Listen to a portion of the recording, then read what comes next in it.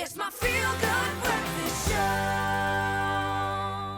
Welcome back. Thank you so much for keeping it locked. It has been a spectacular show, but of course we do have our official duties and we're going to take a health focus right now. We love moving into the festive season because we just want to enjoy this most wonderful time of the year. It is fully upon us. Holidays are always full of joy and good cheer, but things can quickly turn sour for anyone with UTI, a urinary tract infection. And to help us fight back and overcome the struggle, obstetrician and gynecologist Colin Murray shares some helpful tips to get you through the season. Thank you so much for joining us. And I hope you're feeling the festive cheer. It's a bit of a weird one. It's kind of a muted Christmas this year. I think this year has taken its toll. I think all of us have been forced to look at our health slightly differently. And when we look at our overall well-being, something like a UTI can have a devastating effect. So maybe fill us in, give us a bit of background. What is a urinary tract infection and how does this occur?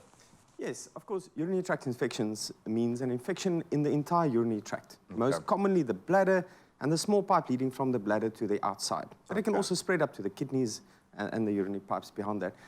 Overwhelming majority are caused by bacteria.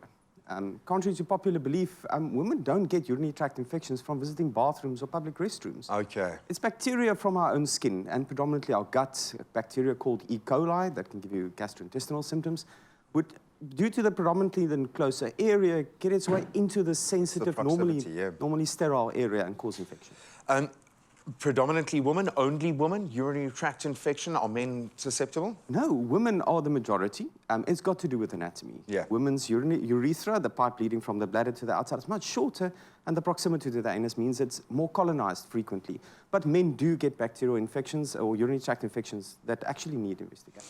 And I know I've seen from this being within my close personal space how devastating it can be, how painful it can be. What are some of those symptoms to look out for? What are the red flags?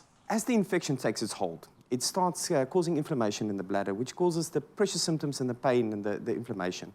So patients usually present with frequency. They would go to the bathroom more frequent than often, and they would commonly tell you, I just got out of the bathroom, walked down the corridor, and I need to get back. And when I do get there, there's nothing coming out. Yeah.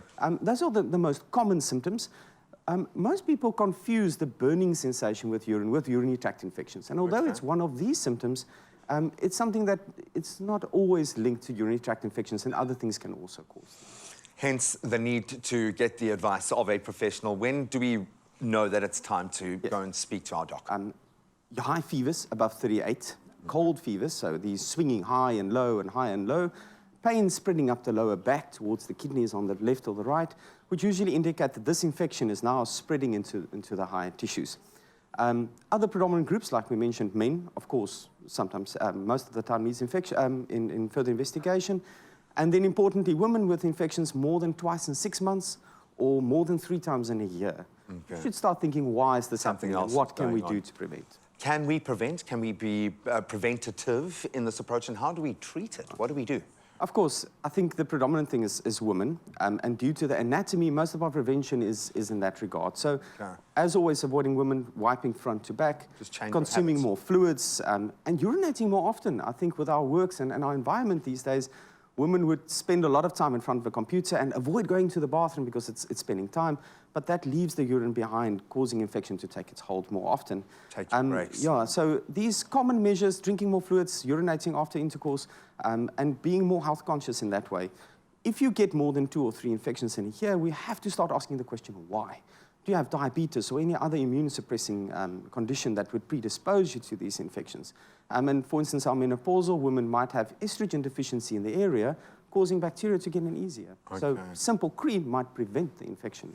I like that because it can be quite complex, but it does feel like there are some simple solutions, and just making a few adjustments, whether that's habitual or leaning on something that can help with the symptoms possibly.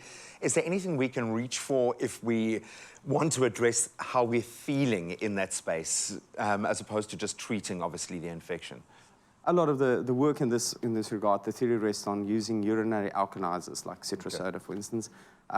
It's important to note that the theory rests on the fact that the acid in the bladder causes irritation, and that these would alleviate the symptoms. They just balance that. Important to note that they can actually interfere with antibiotics. So, as always, when you seek a healthcare professional, take it along. Yeah. Take the box along and say, I've used this, can I continue? Is it going to interfere with a future treatment? And that's where it becomes very important. That's why we have you guys. I wish I could make you pocket size, wrap you up for Christmas and give you to my family, man. Absolutely amazing stuff. Get over yourself as well. I know this can be an embarrassing thing to talk about, like so many of these kinds of, afflictions, if you will.